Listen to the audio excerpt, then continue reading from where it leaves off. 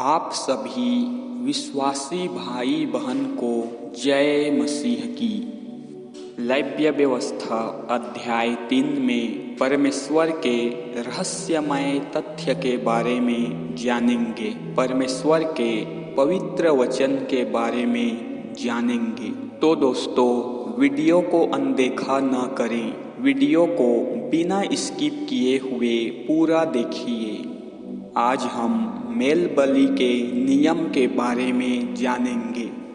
यदि आप इस वक्त इस वचन को सुन पा रहे हैं, इसका अर्थ है स्वयं परमेश्वर ने आपको चुना है।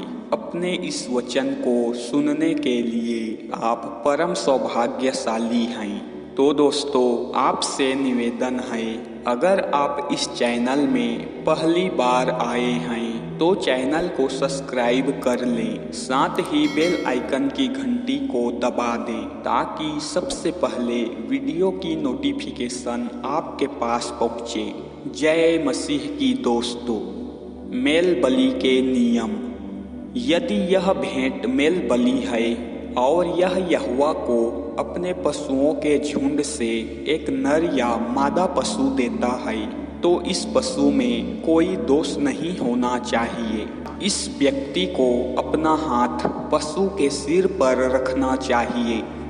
मिलाप वाले तंबू के द्वार पर उस व्यक्ति द्वारा उस पशु को मार डालना चाहिए। तब हारून के याजक पुत्रों को वेदी पर चारों ओर खून छिड़कना चाहिए। इस व्यक्ति को मेल बलि में से यहोवा को आग द्वारा भेंट चढ़ानी चाहिए। भीतरी भागों को ढकने वाली और भीतरी भागों में रहने वाली चर्बी की भेंट चढ़ानी चाहिए। उसके दोनों गुर्दों का पर की चर्बी और पुट्ठे की चर्बी भी भेंट में चढ़ानी चाहिए। गुर्दों के साथ कलेजे को ढकने वाली चर्बी भी निकाल लेनी चाहिए।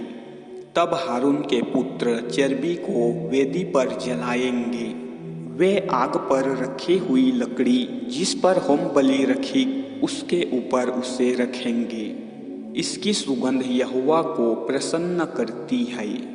यदि व्यक्ति यहोवा के लिए अपनी रेवड़ में से मेल बलि के रूप में पशु को लाता है, तब उसे एक नर या मादा पशु भेंट में देना चाहिए जिसमें कोई दोष न हो। यदि वह भेंट में एक मेमना लाता है तो उसे यहोवा के सामने लाना चाहिए।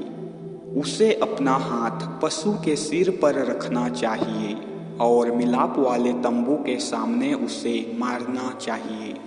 हारून के पुत्र वेदी पर चारों ओर पशु का खून डालेंगे। तब वह व्यक्ति मेल बलि का एक भाग यहोवा को आग द्वारा भेंट के रूप में चढ़ाएगा।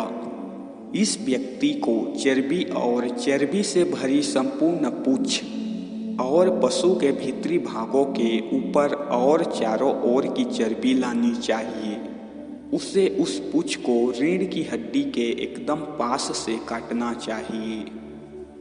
इस व्यक्ति को दोनों गुर्दे और उन्हें ढकने वाली चर्बी और पुट्ठे की चर्बी भी भेंट में चढ़ानी चाहिए। उसे कलेजे को ढकने वाली चर्बी भी भेंट में चढ़ानी चाहिए। उसे गुर्दों के साथ कलेजे को भी निकाल लेना चाहिए। तब याजक वेदी पर इसको जलाएगा। यह यहोवा को आग द्वारा दी गई भेंट होगी तथा यह लोगों के लिए भी भोजन होगी। यदि किसी व्यक्ति की भेंट एक बकरा है तो वह उसे यहोवा के सामने भेंट करे। इस व्यक्ति को बकरे के सिर पर हाथ रखना चाहिए और मिलाप वाले तंबू के सामने उसे मारना चाहिए। तब हारून के पुत्र बकरे का खून वेदी पर चारों ओर डालेंगे। तब व्यक्ति को बकरे का एक भाग यहोवा को अग्नि द्वारा भेंट के रूप में चढ़ाने के लिए लाना चाहिए। इस व्यक्ति को भीतरी भाग के ऊपर और उसके चारों ओर की चर्बी की भेंट चढ़ानी चाहिए। उसे दोनों गुर्दे, उसे ढकने वाली चर्बी तथा पशु के पुट्ठे की चर्बी भेंट में चढ़ानी चाहिए। उसे कलेजे को ढकने वाली चर्बी चढ़ानी चाहिए।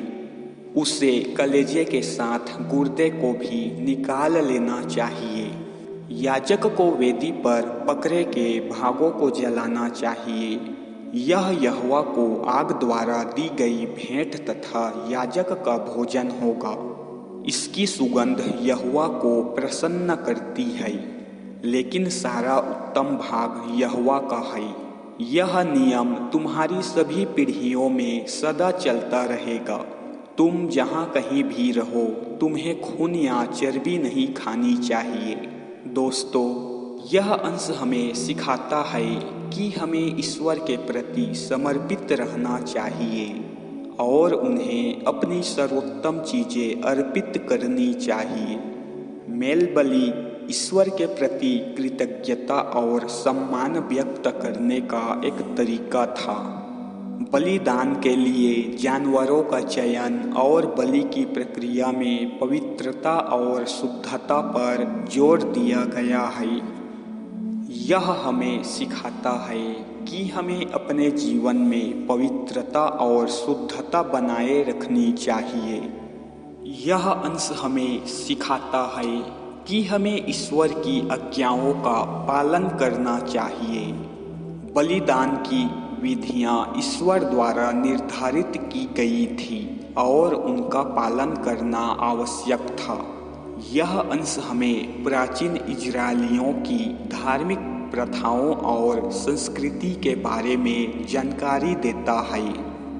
यह हमें बाइबिल के समय के लोगों के जीवन और विश्वासों को समझने में मदद करता है।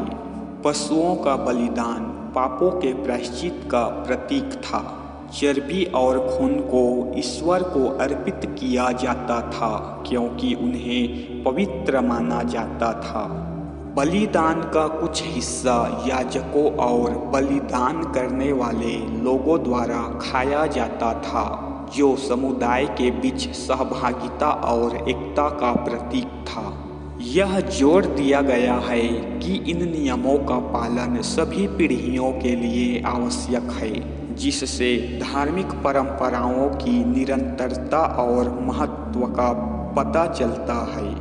खून और चर्बी न खाने का नियम स्वास्थ्य और स्वच्छता के महत्व को दर्शाता है, जो उस समय के लोगों के लिए महत्वपूर्ण था। दोस्तों, यह अंश हमें धार्मिक अनुष्ठानों के महत्व, ईश्वर के प्रति समर्पण और नैतिक जीवन जीने के महत्व के बारे में हमें सिखाता है। अगर यह वचन अच्छा लगे तो कमेंट बॉक्स में कमेंट जरूर करें। साथ ही हमारे वीडियो को लाइक करें और चैनल को सब्सक्राइब करें। दोस्तों, वीडियो को शेयर जरूर करें ताकि आप लोगों की तरह ही और अन्य हमारे विश्वासी भाई इस वचन के माध्यम से आशीष पा सके। परमेश्वर आपका हर एक मनोकामना पूर्ण करेगा। आमीन।